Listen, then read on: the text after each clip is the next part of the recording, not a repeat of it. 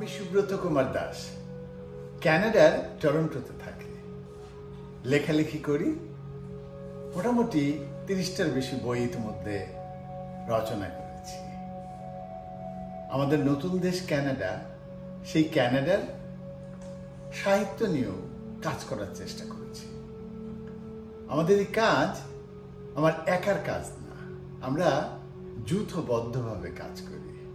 আমাদের অনেকগুলো বন্ধু, তারা কানাডা সাহিত্য নিয়ে আগ্রহী হয়েছেন, সেগুলোকে অনুবাদ করছেন, সেগুলোকে পড়ছেন এবং চেষ্টা করছেন কানাডা সাহিত্যকে বাঙালিদের ভেতরে আরো বেশি করে পৌঁছে দেওয়ার।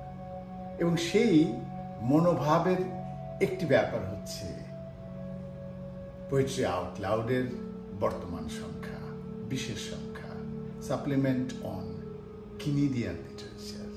এবং এতে আমাদের কানাডায় থাকা যে কজন বাঙালি লেখক বন্ধু যুক্ত হয়েছেন, তাদের কথা আজ আমরা সবাই শুনব। It may sound unbelievable, but it is a fact that even few decades ago, we had very poor knowledge about Can-Lit, or so-called say Canadian literature. We did not know much, and even we did not know that we did not know. But now, when we have come to know about Canadian literature, we have understood it's a huge treasure of knowledge which is unimaginable. Now Canada itself is vast, rich. It is a rich cultural heritage and so many things which mankind had to learn from it.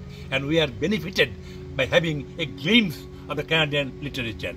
There are many plethora of outstanding writers, poets, etc. in Can-Lit. I may make a mention of Margaret Atwood, the celebrated writer, for whose survival influenced me most, and I have tried to write a short article on survival.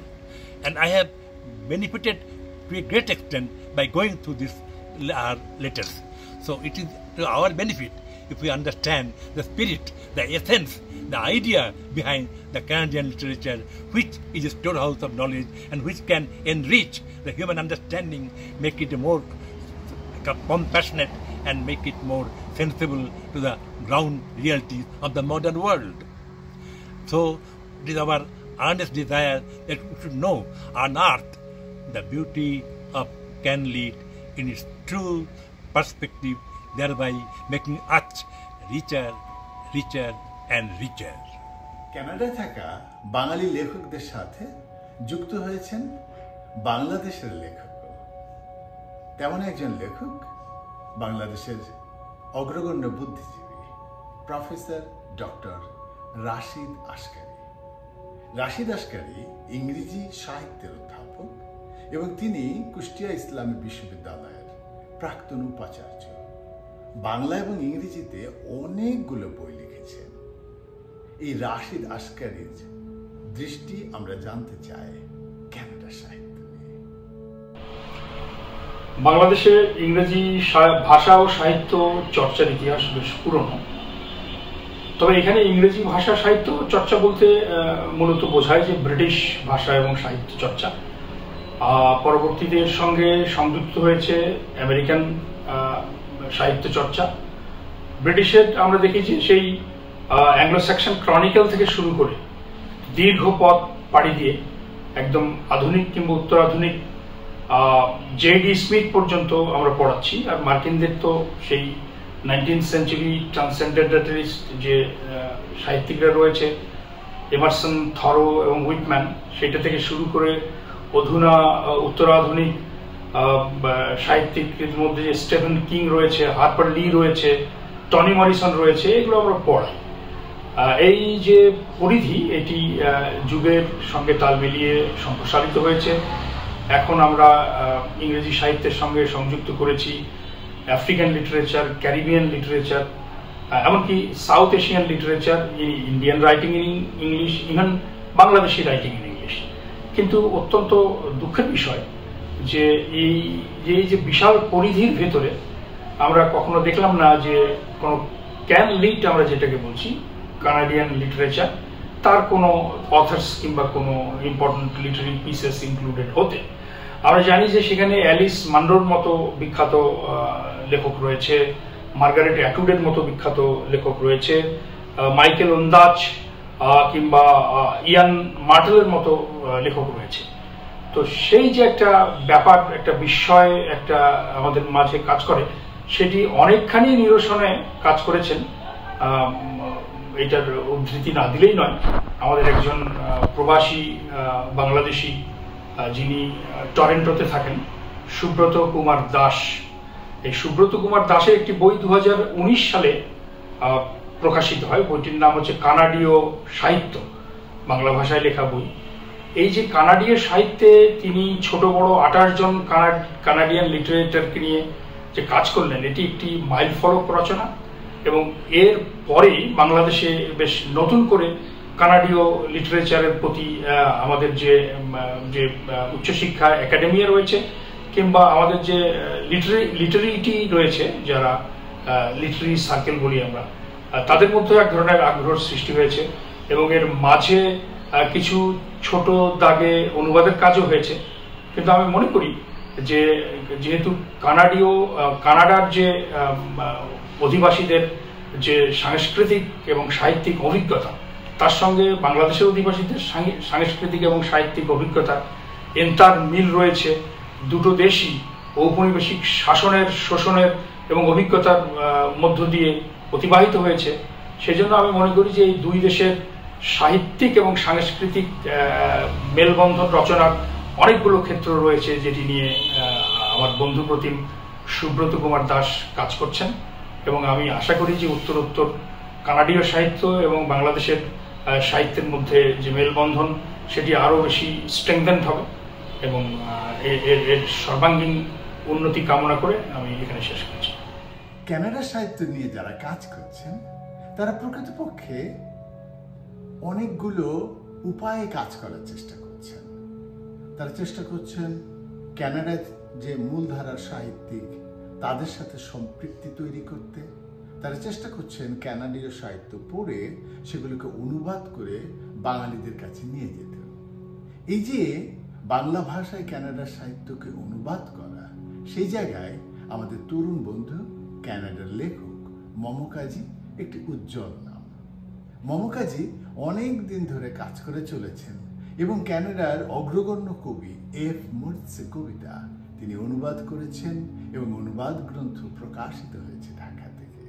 আমরা মমকাজির কথা শুনব।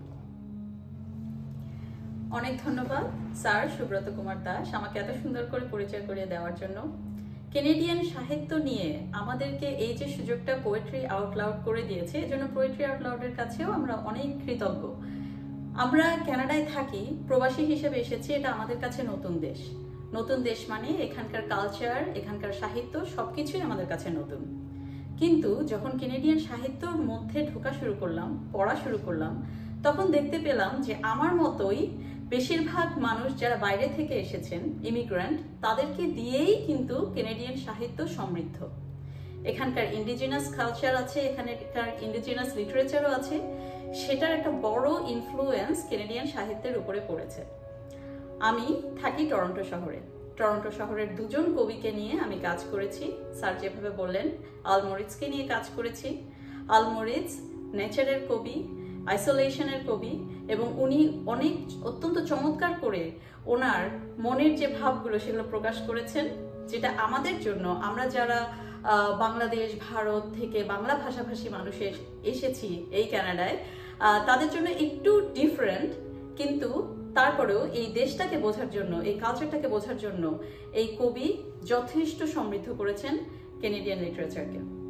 Second যে কবির কথা বলবো তিনি হচ্ছেন Lilian Allen, যাকে নিয়ে আমি লিখেছি পোয়েট্রি আউট লাউডে। তিনি আমাদের মতোই একজন ইমিগ্রেন্ট, এসেছেন জ্যামাইকা থেকে। জ্যামাইকা থেকে তিনি তার শেকড়কে সাথে নিয়ে এসেছেন এবং তিনি প্রচলন করেছেন ডাব পোয়েট্রি নামে পোয়েট্রির একেবারেই নতুন একটা স্টাইল, এবং সেটা খুব সমাদৃত হয়েছে সব জায়গায়। আমি আশা করব আপনারা সবাই পড়বেন এবং কেনেডিয়ান সাহিত্যের সাথে থাকবেন। ধন্যবাদ। কানাডায় এই নতুন দেশের সাহিত্য নিয়ে বাঙালিদের যে কাজ, কর্মকাণ্ড, এই যে আমাদের প্রায় বলা যায় 1 দশকের কর্মকাণ্ড, তার সাথে জড়িত আছেন ইংরেজি সাহিত্যের প্রাক্তন শিক্ষার্থী অধ্যাপক সামিনা চৌধুরী। আমার মনে হয় যে কানাডায় থাকা বাঙালি লেখকদের বই সামিনা যত পড়েছেন এবং যত পর্যালোচনা লিখেছেন, দ্বিতীয় কোনো বাঙালি তেমনটি করেননি। একজন একনিষ্ঠ পাঠক সামিনা, তিনি ইংরেজি ভাষায় লেখা কানাডার সাহিত্যেরও অনেক আগ্রহী পাঠক বটে। তিনি এই পোয়েট্রি আউট লাউডে আমাদের কবি এফ মরিৎজকে নিয়ে লিখেছেন। সামিনার কথা একটুখানি শুনুন। থ্যাংক ইউ সুব্রত দাদা, আমাকে এত চমৎকার করে পরিচয় করিয়ে দেওয়ার জন্য। অ্যান্ড পোয়েট্রি আউট লাউডকেও অনেক ধন্যবাদ আমাদেরকে লেখার সুযোগ করে দেওয়ার জন্য। 2019 সালে সুব্রত দাদা আমাকে একটি বই উপহার দিয়েছিলেন, তার নিজের লেখা বই। বইটির নাম ছিল ক্যানাডীয় সাহিত্য বিচ্ছিন্ন ভাবনা। সেটি আমার কানাডাতে পাওয়া প্রথম বই, যে বইটি আমাকে কানাডীয় সাহিত্যের ব্যাপারে উৎসাহিত করে তোলে। এর কিছুদিন পরে জুন মাসের দিকে অথবা মে মাসের দিকে টরন্টো স্টার পত্রিকায় একটি নিউজ আমি পড়ি, সেটা তখনকার পোয়েট লরিয়েট এফ মরিৎজ সম্পর্কে লেখা। সেটি ছিল টরন্টোর রেড পাথ সুগার কোম্পানি তাদের 60তম প্রতিষ্ঠা বার্ষিকীর অনুষ্ঠান থেকে মরিৎজকে বয়কট করেছে। তার কারণ হিসেবে তারা উল্লেখ করেছে টরন্টো রেড পাথ সুগার কোম্পানির 60তম প্রতিষ্ঠা বার্ষিকী উপলক্ষে লেখা মরিৎজের একটি কবিতা তারা প্রচণ্ড অপছন্দ করেছে। তখন এফ মরিৎজ সম্পর্কে আমার প্রথম আগ্রহের জায়গাটি তৈরি হয়। তো আমি তখন গুগল করে কবিতাটি বের করি। কবিতাটি পড়ে আমি খুব মুগ্ধ হয়ে লক্ষ্য করেছি যে এই উন্নত একটা দেশে রেড পাথ সুগার কোম্পানিতে যেই আচরণটা করা হয় শ্রমিকদের প্রতি, সেটা আমাদের ফেলে আসা দেশের শ্রমিকদের প্রতি মালিকরা যে আচরণ করে তার সাথে অনেকটা এক। এবং সেক্ষেত্রে মরিৎজ খুব শক্তভাবে এবং চমৎকারভাবে একটা বিদ্রোহী উচ্চারণ করেছেন তার কবিতায়। কবিতাটা আমাকে প্রচণ্ড আন্দোলিত করে এবং আমি তখন থেকে মরিৎজকে আসলে পছন্দ করি মনে মনে। তো যদিও তার কবিতা খুব বেশি পড়িনি, পড়া হয়ে উঠতো না, কিন্তু ভদ্রলোককে আমি পছন্দ করতাম একজন সম্মানিত কবি, বিপ্লবী কবি হিসেবে। বর্তমানে কিছুদিন আগে যখন সুব্রত দাদা আমাকে বললেন পলের জন্য লেখা দিতে, তখন আমি ভাবলাম মরিৎজকে নিয়ে লিখি, কারণ এই কবিটিকে আমার অত্যন্ত পছন্দ হয়েছে। তার অকপটতা, তার সততা এবং তার বিপ্লবী যে মনোভাব এবং সমাজ বদলে দেওয়ার যে মনোভাব, ব্যাপারটা আমাকে প্রচণ্ড আকৃষ্ট করেছে। তো সেই জন্য আমি পোয়েট্রি আউট লাউডে মরিৎজকে নিয়ে একটা লেখা লিখেছি। আশা করি পাঠকরা পড়বেন। অনেক ধন্যবাদ। We are really very grateful to the literary journal Poetry Out Loud and its editor Uday Shankar Durjoy, because he has created the venue for us to tell about Canadian literature. And we are also very happy to get one Shreyashi Bose-Datto among us. Shreyashi is a graduate from Jadavpur University, India, and she has been studying the indigenous Canadian literature for the past months. And I must mention that Shreyashi is by now an established translator of 3 Bengali books. She translates books from Bengali to English. Now let us hear Shreyashi. Thank you, Subrata Da, and thank you, Poetry Out Loud, for giving us this platform and for letting us share our thoughts. I arrived in Canada as a student of English literature, and later I returned to Canada as an immigrant. And as they say, Canada is a land of immigrants. And what really attracts me about Canadian literature is this exploration of what is Canadianness, what does it mean to be a Canadian. So the identity, and Canada being a land of immigrants, and because it encourages what they say, a cultural mosaic and not a melting pot. So Canada always encourages a distinct and diverse identity among its residents. So this was what I have always been interested in, and Canadian Indigenous literature, particularly contemporary Canadian Indigenous literature, is a treasure trove of work on this theme of what the Canadian identity means, since there are very prominent differences between being an Indigenous person and operating within the decolonized world. So I like to read about Canadian Indigenous authors that work with their identity, especially their literature is supposed to be predominantly oral. It's transferred through generations and not written, and it has a cyclical pattern. These are all subversion of common European narratives. So this is what interests me about Canadian Indigenous literature and literature in general. কানাডীয় সাহিত্যের একজন গুরুত্বপূর্ণ মানুষ Margaret অ্যাটউড। এবছর তিনি 85 পার করছেন। Margaret অ্যাটউডকে বলা হয় ক্যানলিট queen. গত 60 বছর ধরে তিনি দুর্দণ্ড প্রতাপে এই কানাডার সাহিত্যে ভূমিকা রেখে চলেছেন। সেই মার্গারেট অ্যাটউডকে নিয়ে গত 3-4 বছর ধরে কাজ করে চলেছেন একজন বাঙালি লেখক, তার নাম সুজিত কুসুম পাল। সুজিত কুসুম পাল ইংরেজি সাহিত্যের প্রাক্তনী। তিনি বইও লিখেছেন ইংরেজি সাহিত্যের অগ্রগণ্য কবি W.B. ইয়েটসকে নিয়ে। আমরা একটুখানি সুজিত কুসুম পালের কথা শুনি। 1867 সালে ক্যানাডিয়ানরা স্বাধীনতা পেলেও কানাডীয় সাহিত্যে আসলে ভূমিষ্ঠ হয় অনেক বিলম্বে। এটি হয় ব্রিটিশদের শোষণের কারণে। ইভেন 1967 সালে স্বাধীনতার শতবার্ষিকী উদযাপনকালেও কানাডিয়ান লেখকরা তাদের স্বতন্ত্র অর্থাৎ কানাডিয়ান আইডেন্টিটি খুঁজে পাননি। পরিবর্তনটা আসে 1982 সালে, যখন কানাডিয়ানরা স্বাধীনতা পেল নিজেদের সংবিধান সংশোধন করার। পরিবর্তন হলো অনেক কিছু।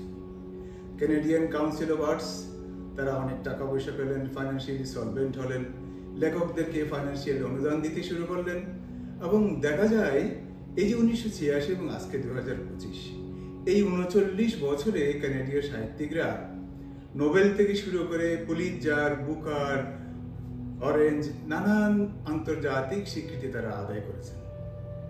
বলা যায় এই যে উত্তরে আমাদের উত্তর সীমান্তে বরফের দেয়ালটাকে দাঁড় করিয়ে রেখে দক্ষিণ সীমান্তে সাম্রাজ্যবাদী আমেরিকান থাবাকে অগ্রাহ্য করে আদিবাসী ঐতিহ্য, কৃষ্ণাঙ্গ জাতিগোষ্ঠী এবং বহুধারা সংস্কৃতির যে ঐতিহ্য তাকে সমুন্নত রেখে কানাডিয়ান লেখকরা এগিয়ে চলেছেন বিশ্ব সাহিত্যের হাইওয়ে ধরে। যে আমেরিকানরা একদিন বলতো কানাডিয়ানদের আবার সাহিত্য হয় নাকি, সেই আমেরিকানরাই এখন নিজেদের আমেরিকান লিটারেচারে অন্তর্ভুক্ত করেছেন মার্গারেট অ্যাটউডকে। ইউরোপের বিশ্ববিদ্যালয়ের নর্থ আমেরিকান লিটারেচার এখন মাইকেল ওন্দাজে কিংবা এলিস মানরো ছাড়া অসম্পূর্ণ। আর এই বয়সে কানাডিয়ান কবি এন কার্সনকে ঘুরে বেড়াতে হয় ইউরোপ আর আমেরিকার বিশ্ববিদ্যালয়ে গ্রিক সাহিত্য পড়াতে গিয়ে। আর যুক্তরাজ্যের পণ্ডিতরা মার্গারেট অ্যাটউডের সিরিজ বক্তব্য শুনেন অক্সফোর্ড আর ক্যামব্রিজে, বিস্ময়ে হতবাক হন। হ্যাঁ, তাদের সাহিত্য আছে, তার নাম কানাডিয়ান লিটারেচার, ক্যানলিট। ধন্যবাদ। কানাডার সাহিত্য নিয়ে গত 1 দশক ধরে টরন্টোতে বাঙালিদের যে অভিযাত্রা, সেই অভিযাত্রায় এক সাহসী যোদ্ধার নাম তাসমিনা খান। তাসমিনা 5টি বইয়ের লেখক এবং কানাডার সাহিত্যের অনেক গুরুত্বপূর্ণ মানুষকে নিয়ে তিনি পড়াশোনা করতে পছন্দ করেন, লেখালেখি করতে পছন্দ করেন। কানাডার সাহিত্যে যেমন একজন গুরুত্বপূর্ণ ব্যক্তির নাম জর্জ ইলিয়ট ক্লার্ক, যিনি 2017-18 সালে ক্যানাডার পার্লামেন্টারি পোয়েট লরেট ছিলেন। তিনি গভর্নর জেনারেল পুরস্কার পেয়েছেন, সেই জর্জ ইলিয়ট ক্লার্ককে নিয়ে লিখেছেন এই পোয়েট্রি আউট লাউডে। তসমিনা খান। তসমিনা। জি দাদা, খুব ভালো লাগছে, দেখেছেন এসেছি। আমার প্রিয় লেখক কেনেডিয়ানদের মধ্যে তাদের লেখা সম্পর্কে, তাদের সম্পর্কে কিছুটা বলতে পারার এই সুযোগটা আমার খুব ভালো লাগে। তো হ্যাঁ, জর্জ ইলিয়ট ক্লার্ককে নিয়ে রিসেন্টলি আমি কিছু কাজ করেছি, লিখেছি। তো সেটা লিখতে গিয়ে আসলে অনেক ডিটেলস আমি তার সম্পর্কে জেনেছি, যে তিনি যদিও কেনেডিয়ান পোয়েট লরিয়েট ছিলেন, তারপরও কিন্তু তার ব্যাকগ্রাউন্ড থেকে যদি আমরা দেখি যে ছোটবেলা থেকে তিনি একজন যোদ্ধা। এই যে বর্ণবাদ বা কানাডার আরো অনেক রকমের বৈষম্য, এগুলোর ব্যাপারে তিনি সবসময় খুব সোচ্চার ছিলেন। এই জিনিসটি আমাকে বেশি টাচ করেছে। যেমন তার আগে আমি কাজ করেছি অ্যালিস মনরোকে নিয়ে, সেখানেও ছিল অনেক গল্প, যে তার যে শর্ট স্টোরিগুলো, সেই শর্ট স্টোরিগুলো যেন কানাডার এক একটা শহর, এক একটা অলিগলি, এক একটা জীবনযাত্রা, একটা ইউনিভার্সিটি লাইফ, হোস্টেল লাইফ, মানে সার্বিকভাবে টোটাল ক্যানাডিয়ান চিত্রটা আমি এই দুজন রাইটারের মধ্যে খুব বেশি পেয়েছি। মার্গারেট অ্যাটউডের মধ্যে পেয়েছি। তারপর আমার প্রিয় বলতে গেলে আমি বলতে হয় রবার্ট উইলিয়াম সার্ভিস। তারও বেশ কিছু কবিতা আমার খুব ভালো লাগে, যেমন তার একটা কবিতা 98 নিয়ে লেখা, সেই কবিতাগুলো বেশ ভালো লাগে। তো ক্যানাডিয়ান লিটারেচার বলতে আসলে এটা তো মাল্টিকালচারাল একটা এনভায়রনমেন্ট। সবাই আমরা এসেছি আমাদের নিজস্ব সাহিত্য নিয়ে, সেগুলো চর্চার পাশাপাশি যে ক্যানাডিয়ান লিটারেচার পড়ে নিজেদেরকে আরো সমৃদ্ধ করছি, আরো অনেক জানছি, এটাই আসলে খুব ভালো লাগে। ধন্যবাদ। কানাডার সাহিত্য নিয়ে বাঙালিদের এই যে অগ্রযাত্রা, এগিয়ে যাওয়া, সেই জায়গাটায় আমরা শুধু এই কয়জন মানুষ যে যুক্ত আছি তা কিন্তু নেই। আমাদের কানাডায় থাকা আরো অনেক বাঙালি আছে। এই জায়গাটায় আমাদের আনন্দ, সে আনন্দ বহুগুণে বেড়েছে, কারণ আমরা বাংলাদেশ এবং ভারতের, বিশেষ করে পশ্চিম বাংলার বেশ কয়েকজন কবি, লেখক, গবেষক, অনুবাদককে সম্পৃক্ত করতে পেরেছি। তাদের সাথে ক্রমে ক্রমে আমাদের পরিচয় হবে, আপনাদের পরিচয় হবে, এবং সেই যে অভিযাত্রা, সেই যাত্রায় পোয়েট্রি আউট লাউড একটি গুরুত্বপূর্ণ ঐতিহাসিক দায়িত্ব পালন করলো বলে আমরা বিশ্বাস করি। এই যে কানাডার সাহিত্য নিয়ে পোয়েট্রি আউট লাউড একটি বিশেষ সংখ্যা প্রকাশ করেছে, এ এক অসাধারণ কাজ। নিশ্চয়ই এমন কাজ ভবিষ্যতে আরো নতুন নতুনভাবে আমরা দেখতে থাকব, এবং আশা করব আমাদের এই অগ্রযাত্রায় পোয়েট্রি আউট লাউড আমাদের সাথে সবসময় থাকবে, এবং থাকবে এই লন্ডনের বাঙালি বন্ধুরা এবং অবাঙালি অন্য মানুষরা। সবাই ভালো।